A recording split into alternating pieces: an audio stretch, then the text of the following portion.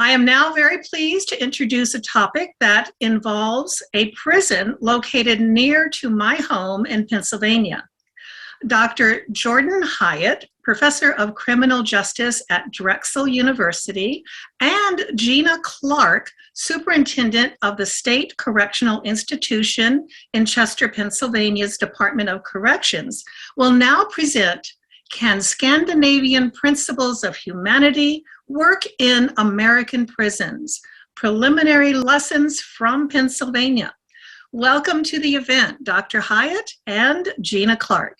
Thank you so much. So where we are right now in the lifespan of this project that we'll be telling you about is that a team from SCI Chester has been to Norway, Sweden, and Denmark and tried to implement what is a very different way of looking at corrections in one particular facility.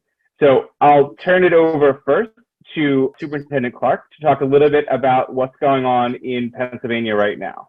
Sure, thanks. Good morning, everyone. My name is Gina Clark. I am recently appointed as superintendent at SCI Chester. Before that, I started in another correctional facility in Pennsylvania, SCI Graterford, which eventually became SCI Phoenix. In January of this year, I was promoted to deputy, and that's when I moved my career to SCI Chester. And then about a couple months ago, I was promoted to superintendent. So while I have not been on this project since its birth, I am very happy to have stumbled upon this awesome research project because it really does hit home about humanity and reentrants and people that are incarcerated moving forward. So a fundamental question, how do we hold on to correctional values and ideas in a time of crisis or transition? It's good that I got this question because this is a time of transition, especially for my leadership at SCI Chester. You know, when I started corrections 20 years ago, the motto was you take them and you lock them away. And then when it's their time to return to society, you kind of open up the door and say, here you go. It's not the case anymore. And it's especially not the case in Pennsylvania Department of Corrections. And it's not the case, especially at SCI Chester. Chester is fundamentally built on a philosophy of treatment and then a philosophy of reentry. And Little Scandinavia in this project, it fits right at home with the principles that myself and my executive team and my staff share. You know, you think about old time corrections, especially, I'll say just maybe within the recent 10 years, we did a lot of programming. We did a lot of changing the way people think, cognitive behavior classes, and violence prevention. When it really boils down to it, when I talk to the men that have left prison, unfortunately, some of the men that have left and then returned, those programs helped, but I would say probably maybe by only 5 or 10%. The reality is that corrections nowadays needs to focus on sustainability. When I talk to the men that reside at Chester, just the 2 R's is my principles, and that's redemption and retention. Little Scandinavia, SCI Chester, we're focused on the retention piece. I can't give inmates the redemption. I can't make them, self-reflect and feel sorry for the crimes that they committed. But once a person has gotten to that level, it's my job for them to retain their values and retain their freedom in the community, especially in the 5 county surrounding areas of Chester, which is the Philadelphia area. The most important thing to them is normalcy, it's humanity, and it's getting back to the way of life when they go home. And that's what we focus on, and that's what Little Scandinavia focuses on. It's helping people deal with the technology and the shock of being incarcerated for years and then returning to the community.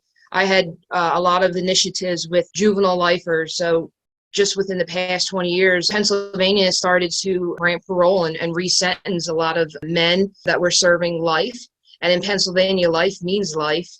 They started to grant them parole for the 2012 Supreme Court decision where sentencing a juvenile to life is no longer constitutional. So I worked with a lot of those populations, and you're talking about gentlemen, women that have been incarcerated for 25, 30, 35 years, and they hit the street, and it's just so fast-paced that they know what to do with themselves. Some of them would call me, and they're at a halfway house, and they're sitting at home, and they're like, Clark, what do I do? I just can't keep up. So Chester, Little Scandinavia gives you a piece of that normalcy. The unit itself has a full-fledged kitchen. The men there order groceries from a local supermarket. We pay them a little bit more for what they do. They have flat screen TVs. They have little mini refrigerators in their cells, all to remodel the Sweden and Norway prison system. So it's in its infancy stages. We opened up in May of this year, of course, because of that dreaded word, COVID and the pandemic. This week, we're getting ready to fully populate the unit. It holds 65 individuals. As you can see in the slides here, these pictures are before we kind of rehabbed one of the housing units and turned it into Little Scandinavia. And you can kind of just see the dullness of it. It's very institutionalized. It's very hard. It's very cold. It's not soft at all. And to give someone a sense of normalcy and to prepare them for everyday life, returning to their families and their friends and employment, you kind of have to, soften things up a little bit. Jordan, did I miss anything? Nope, I think you covered it all. And, we're ending on this idea of figuring out what we can learn from Norway and Sweden. And as you heard from Superintendent Clark, Pennsylvania has undergone somewhat of a transition, and Chester has gone through an even bigger transition, but it's still worlds away from what you see if you go over to Scandinavia. And so in a moment, we'll hear from one of our colleagues in Sweden exactly what that foundation looks like. And then I'll talk a little bit more about Little Scandinavia and what it looks like at Chester and what our research has shown. But I think more usefully, we've been fortunate enough to partner with a documentary crew out of Swedish public broadcaster who can tell the story in a really different and dynamic way. So if we could start that first short video, then we'll take it from there. Hello, everybody. My name is Martin Gilla. I work for the Swedish Prison and Probation Service, and I'm the head of office for international affairs. Just want to give you a bit of a background of where I come from in Sweden. Sweden is a fairly small country. In total, we have 10.5 million inhabitants in the country. So it's a fairly small jurisdiction. And when we look at the Swedish Prison and Probation Service in total, and the number of facilities we stand at 46 prisons and 32 remand prisons. Total population in our system is, as you see, 5,650 in prison, 2,350 in remand or in jail. When we look at the projected numbers for 2025, we come up to a number of around 7,000 in prison, which is a 26% increase, and around 2,600 in remand, which means a 10% increase, which will pose some challenges in the future for us, which really needs to be addressed in the future of our correction service. When we do look into the staffing, we have approximately 14,500 staff, and it's something also that stands out in our prison service, that we have a fairly high staff to inmate ratio. Of course, all these staff are not working in the prisons or the remand prisons. We have many staff working in the probation service, but also at headquarters or administrative positions.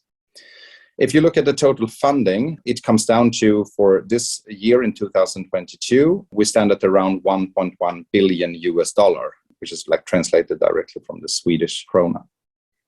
So if we go over to see some of the Swedish correctional foundations, which in some ways may differ a bit from the US or where we come from. If we look at the first one, we see as a penal philosophy. We have a strong sense on like the punishment should be the incarceration that is handed down by the courts and nothing more. We as a correction service are not there to punish the individual further. We don't have retribution as one of the core foundations in our systems, which may differ from some countries. I normally work very worldwide with many different jurisdictions around the world. But it's something very core to our service, that it's actually the court that hands down the sentence as such, and we are there to execute the sentence. But it's also, as I mentioned, in a way that we have a very people-centric approach. We have a high staff ratio. We work based on tailored individual needs, based on evidence-based approaches, and also in the ways of treatment programs and such. We try to see the individual in our system as a person and try to work in it in the best humane way as possible. If you look at also that we work very much with the principles of normality. If you look at the inside, a prison life, that should be reflecting as much of the elements of society as much. When we talk about everything from healthcare to vocational training to education, etc., but also trying to work with all the technological advancements that are in society, that we really need to catch up and show the inmates a way of normality also inside of the prisons. But it's also working together with the outside as well in the meaningful efforts also to reduce the stigma. That's the whole point of it, and also encouraging reintegration. And as I mentioned, there are some current challenges within our service as well. There are changes in society, but there are also changes within the correctional services. We see an increase in some of the crime rates, which means, of course, a larger influx, more inmates.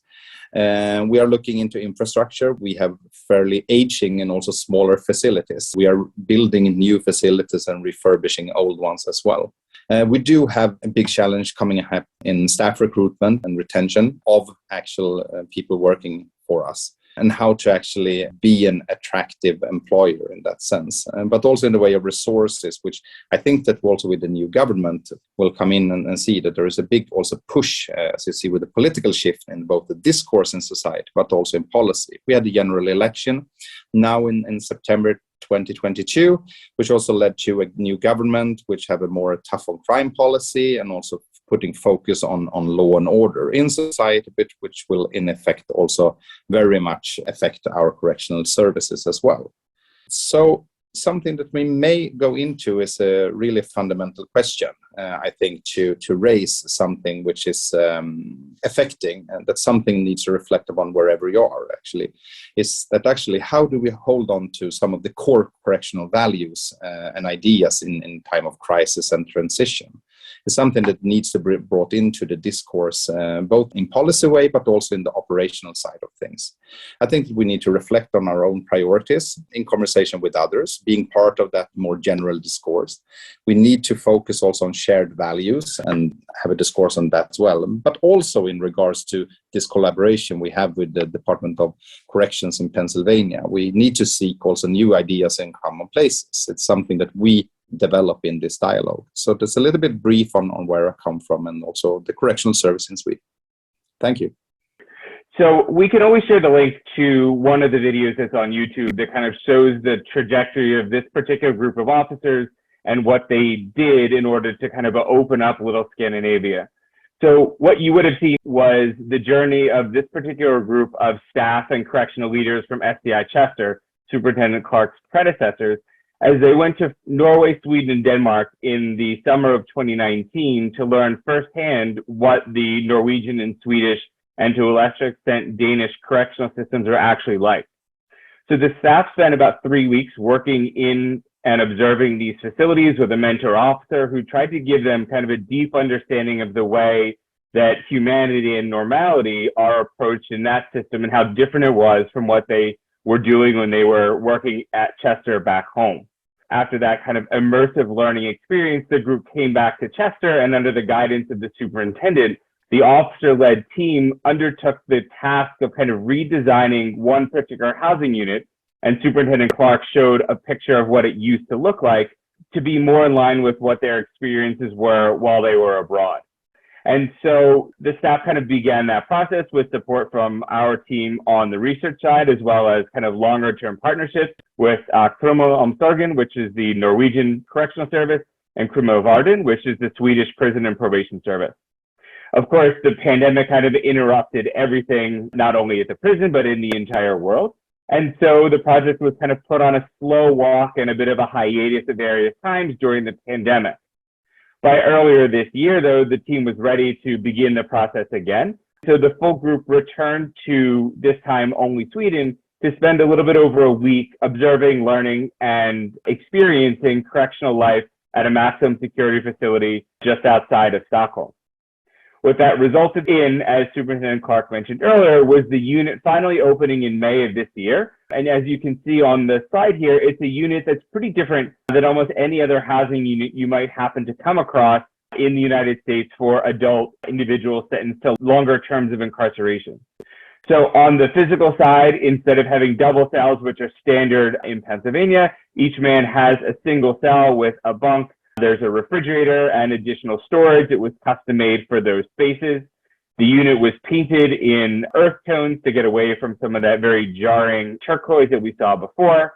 And there are other environmental changes like plants throughout the unit, a full commercial kitchen, a washer and dryer for the men to use on the kitchen, a very large fish tank that is the centerpiece of an area designed to allow for communication and for gathering, and both the staff and the residents wear different uniforms to distinguish them from the rest of the prison, which remains fundamentally unchanged. So if you were to walk onto Little Scandinavia right now, this is more in line of what you would see. So this is the same exact place that Superintendent Clark showed you earlier in the presentation. You can see the floors are different, the colors are different, there are plants. There's also an outdoor yard that was landscaped specifically for use for the men on this unit. There's really nothing else like it anywhere else. You can't see all of the custom designed furniture, but there's some of the blue ones in the corner. There's also another yellow area off to the other side of the unit, again, designed to facilitate communication and gathering. And it's a far cry from the kind of plastic and metal bolted to the floor furniture that you commonly find on general population housing units. Perhaps more important than all of that is the policies and changes that the staff and the unit itself have undergone. So fraternization was one of the biggest differences I think the staff observed when they were abroad. And that means that the staff in Norway and Sweden were allowed to spend time and in fact required to get to know the individuals that they managed on a human level. They distinguish, of course, between personal information, which is fine to share, and private information, which they should not be sharing. Again, keeping the distinction between staff and resident. They also redesigned what the disciplinary policies are in order to encourage restorative justice on the unit. And the officers, instead of focusing only on security, were encouraged to model the behavior on the contact officer model in Norway and Sweden, where the officers are not only responsible for security, but they're also responsible for encouraging the people that they work with on a one-on-one basis to change their behavior, engage in rehabilitative activities, and to a lesser extent, facilitate their transition back into the community. So in Little Scandinavia, the staff work very closely or in the future will continue to work very closely with a counselor specially trained to help them do that work. There are also policies surrounding the grocery, the kitchen, and the food that are, of course, very distinct. And there is the internal oversight led by a committee of life sentence individuals that allows the incarcerated men on the unit to have a voice in the way the unit is run, something very different than general population housing units that this facility generally have. There's also a mentoring program, again, led by that core group of life sentenced individuals, where they try and work with some of the younger and newer residents on the unit to help them overcome some of the challenges of life in prison. In order to facilitate this, the staff has undergone kind of extensive training. I mentioned, of course, the trips to Norway, Sweden, and Denmark in 2019, the trips throughout the United States in 2020, and then in 2022, the trip to Sweden that I mentioned. And as you can see in the top left there, a delegation from Norway visited the unit in May of this year. We have plans to have a group from Sweden join us in Philadelphia in January of this year.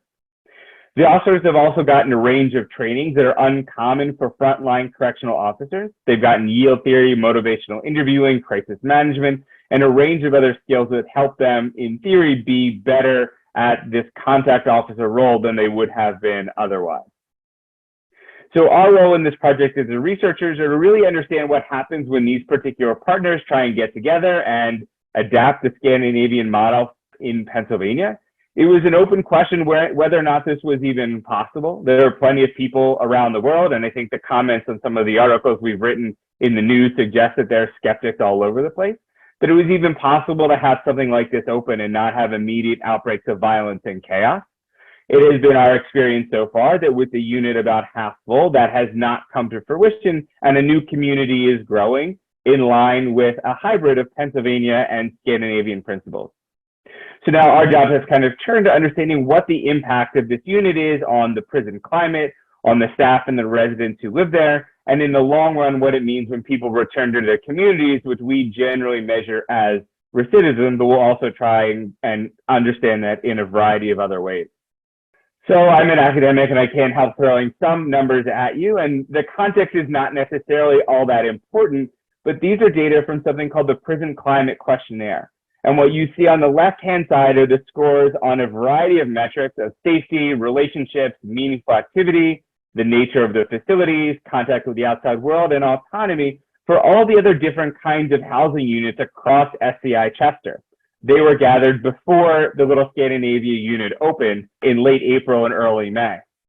On the right-hand side, in green and red, you have the same scores for people who had spent about 3 to 4 months on the Little Scandinavia unit. And what you can see is overall, they report much more positive perceptions about most of the things that the unit was trying to change. More meaningful activities, better relationships, both between staff and with other incarcerated people. And they feel that they are in an environment that is more conducive to both rehabilitation and normality, right? Their quality of sleep is better. The quality of care that they're getting inside the facility are better. These are important metrics that are tracking what they saw in Scandinavia that we generally don't focus on in the American correctional system, where the emphasis is on incapacitation and imprisonment. We did note, though, that for folks who were on another unit and then came to Little Scandinavia, they do feel like they have a little bit less autonomy. And that does make sense with what the literature suggests, because along with all these other responsibilities and privileges, there are also a lot of rules and obligations. So while men have more opportunities, they also have to follow more rules, which can be challenging for some. In order to dig more deeply into these results, we have a team of researchers working with us who have conducted hundreds of hours of interviews with staff and residents of the unit. Here you can see an interview with a younger individual who joined the project. They were selected by lottery to move to Little Scandinavia, and they note that this block is not necessarily about punishment. There's a stronger emphasis on helping people. The same thing is true for staff. This is an interview from one of the staff members conducted in late September of this year, and they note that they're better at communicating with one another, they share meals, and they deliberately speak with the residents on the unit about their goals. Superintendent could probably speak at length to this, but this is not the standard role or standard obligation of a correctional officer in Pennsylvania, but rather where these officers have sought to distinguish themselves from the way that prisons are generally run. Of course, that's not to say that there aren't challenges. This particular quote talks about one of the challenges that surrounded the opening of the kitchen and the kind of food safety certification that was perceived to be required for using this kitchen. It took several months, but under Superintendent Clark's guidance, they were able to resolve the problem, and now all of the men on the unit are able to use the kitchen. But I highlight this because the team at Chester is doing something that is different. It is kind of uncharted waters in practical and ideological ways. And so they're kind of learning as they go and solving some of these problems.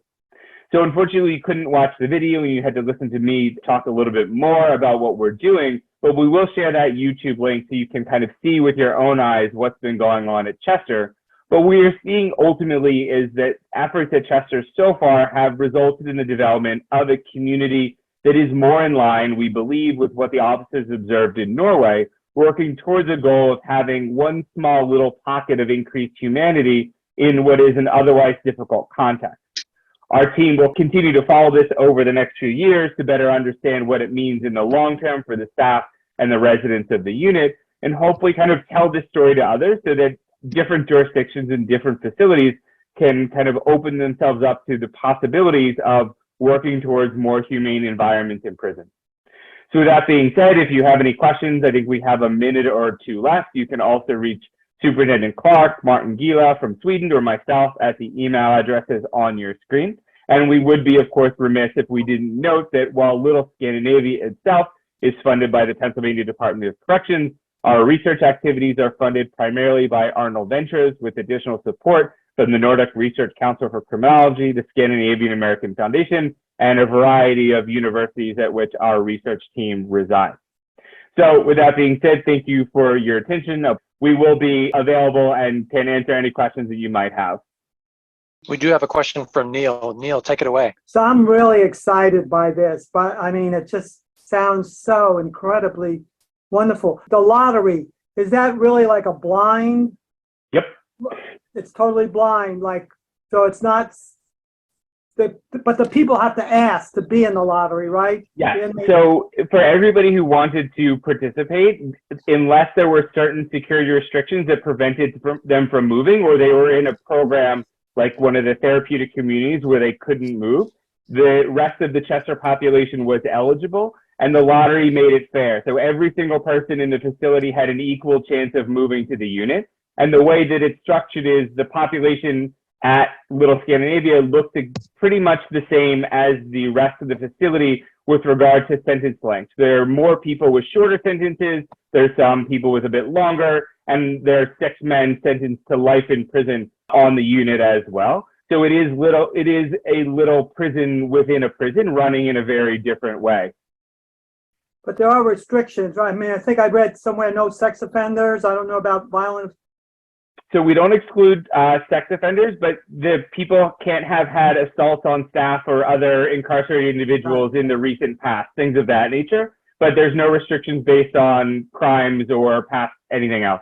I am so excited by this. I could start crying. I really want to reach out to you, Gina and Jordan. Please, yeah, we'll put the emails in the chat, and please do feel free to reach out. And I'll also drop a recent article that we wrote that is pretty well hyperlinked with a bunch of resources that might be interesting as well. And who's supporting your funding again? Arnold Ventures funds the research project, primarily. Thank you. Great. Thank you. That was fantastic.